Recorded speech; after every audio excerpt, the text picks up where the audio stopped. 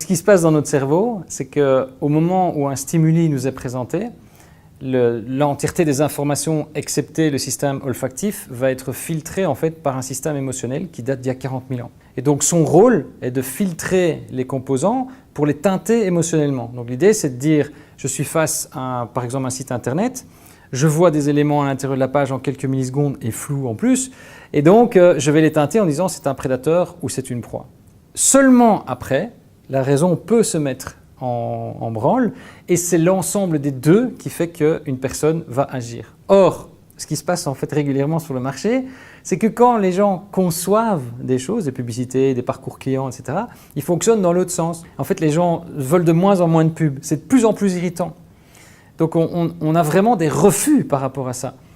Quand on regarde des programmes en replay, c'est les mêmes pubs qui passent en permanence, quoi. Ces marques ne se rendent pas compte de l'impact négatif qu'elles créent. On voit vraiment que quand on réorganise les choses autour des motivations des gens, il y a des centaines de choses à faire. Et en fait, tous les endroits où en fait, le système émotionnel ou l'expérience attendue par les gens est faible, c'est là qu'il y a toutes les transformations. On vit dans un monde dans lequel le digital ne va pas changer la structure du cerveau, mais par contre son usage, oui. C'est-à-dire qu'on a un surusage des mécanismes de filtrage.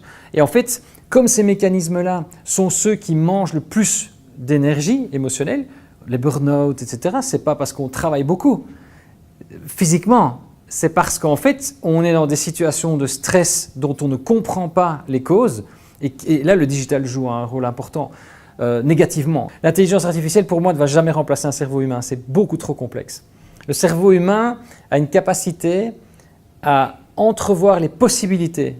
Une machine est capable de reproduire une intelligence, mais jamais d'anticiper des possibilités.